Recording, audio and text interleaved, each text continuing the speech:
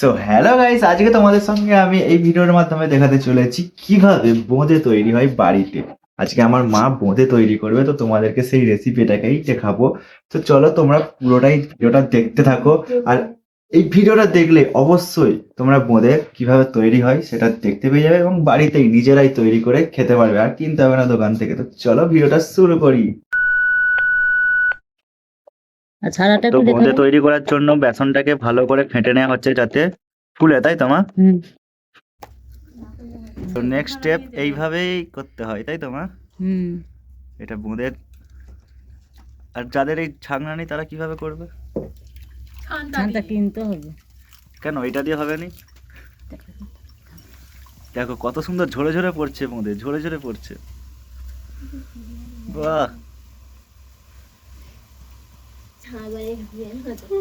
তো মা, এই বোঁদে তৈরি করাটা কি করে শিখলে একটু বলে দাও বন্ধুদেরকে। বাবার কাছে শিখেছি। বুঁদে, ঝুড়ি ভাজা, চানাচুর, কাঠি ভাজা, ঝাল মটর, ছোলা ভাজা, সবই সব পারো, তাই রকম। তো? সব রকম হাতের কাজ তো পারি। তোমাদেরকে বলাই হয়নি আগে আমাদের এখানে ঝুড়ি ভাজা হতো এই দালানে, নাম ঠিক আছে? ছিল ঝুড়ি শুভ ভাজা, চানাচুর, ঝুড়ি ভাজা, চানাচুর, বোঁদে, কটকটি, টোটাল সমস্ত কিছু, তেলে কাঠি ভাজার ভাজা জিনিস সব সমস্ত থেকে। কিছুই হতো। আর ওইটা হচ্ছে আমার দিদি বসে আছে, আর এটা হচ্ছে ভাগ্নি। ছোলা ভাজা, বাদাম ভাজা, সবই কিছু। তেলে ভাজা কি। তো আমার মা হচ্ছে ফেসবুকে ভাইরাল, ঠিক আছে? তোমরা যদি চিনে থাকো অবশ্যই ফলো করে দিও আর কমেন্ট করে বলে দিও। নাম হচ্ছে কি, তোমার পেজের নাম কি? তাপসী জানা, ফলো করবে। হেভি গান করে। তো দেখো বোঁদে ছাড়া হয়ে গেছে। তো বোঁদের তেলে ছাড়ার পরে এমনই হয়, ঠিক আছে? তো তার পাশে হচ্ছে মিষ্টির রস হচ্ছে মোড়া হচ্ছে চিনির রস, ঠিক আছে? এইটাতে লাস্টে দেওয়া হবে ভাজার পর। এই যে ভাজা অলরেডি হয়ে গেছে কিছুটা, এই শুরু করেছি, এই ভিডিওটাই দেখতে থাকো। তো ভালোভাবে ভেজে নেওয়ার পরে এইভাবে যে চিনির পাকটা করেছিলাম ওই চিনির পাকের মধ্যে দিয়ে দিতে হবে, ঠিক আছে? তো ওই চিনির পাকের মধ্যে দিয়ে দেওয়ার পর ভালো করে ওইটাকে নাড়তে হবে, নাড়াঘষা করতে হবে যতক্ষণ না বোঁদেটা একটু চিটচিটে হচ্ছে, বুঝলে?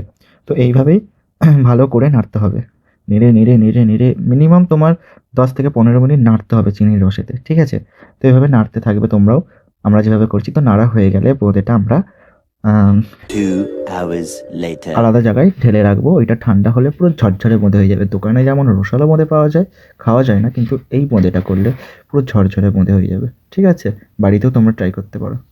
ফাইনালি বোঁদে রেডি। তো ভিডিওটা ভালো লেগে থাকলে অবশ্যই লাইক, কমেন্ট, শেয়ার করতে ভুলবে না। টাটা।